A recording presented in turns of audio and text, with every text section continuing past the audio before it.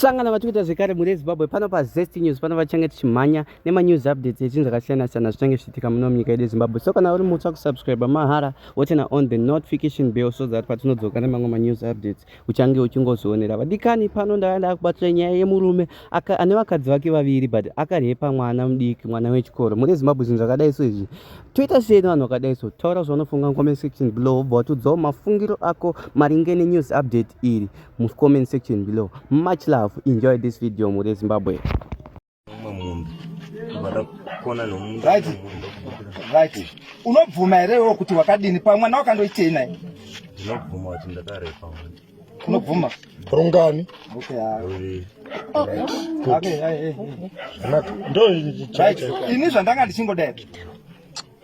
Tunhu rineri shamwari rinoyera. Une ma stories awaita akawandisa. Ukoko.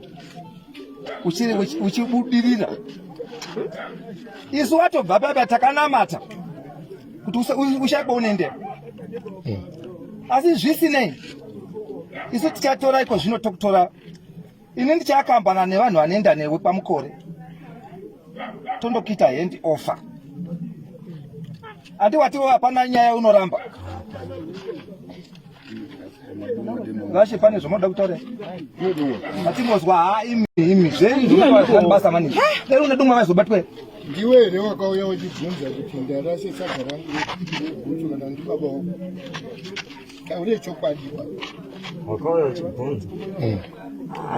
Andizivi kuti iwe wakazoya noti ini ndipandakabva pandakaparadzana nemwana wayandika. Ndakati ndaparadzana naye handakauya nezuro. Baba wako wakataura ere zvawaita? Baba natomboataurira chero kuti ndipinda kumarket. Wabva kuti ndakarepa wakaudza. Ndabva kuno kana watomboataurira ndakamangoti kusvika ndichibva ndarara.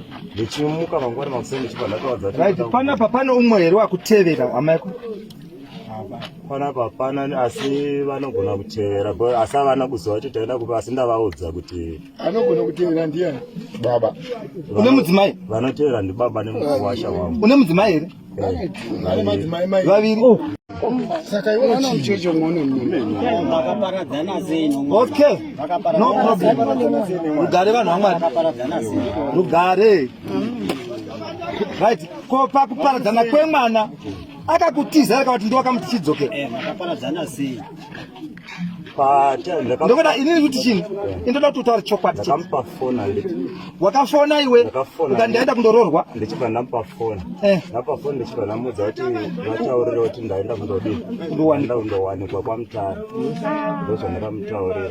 Iye ichibva ati noti nhamba dzako dzese tinazvo. Ndichibva ndamupa phone ya ichibva. Andinobvira kuti wapedza kumurepa akazouya sei? Ndakafamba kundosvika kusvika kurodhi pane Govano yekubva inoke kundopinda pane Govano yayo. Okay. Techindopinda parodhi yapane Govano yayo. Ndo paiva nomumwe murume waibva pane Govano. Iko zvino Azuri benzi. takuchisumuka toenda kukori. Toenda nevanhu vanokwana 5-6. Iwo unoziva kuti wabatana naMateo. Chipedza kuenda. Akakudzingirira? Hana. Wakamuti chinda here? Ndomubvunza wangu wakamuti chinda kuti akakutiza. Iwe uchada kudzokorora. Akanditiza. Akapukunyura muroko. Akabuda akabvisa muroko mangu pana ndati hande naye kumba. Waida kurore? Kune vakadzi vako. Kanzi ndikumira mbobvunza. Waida urore? Ndikumira mbobvunza kanzi. Ndikumira mbobvunza. Pane zvimwe ndezvawakamboita muno mudunhu muno zvisiri izvi.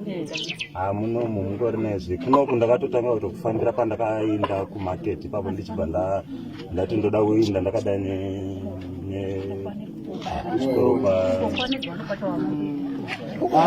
Laji auye pandoda kuti zvakwana. Tati kumwe kwese wakarepa ndepi. Man power.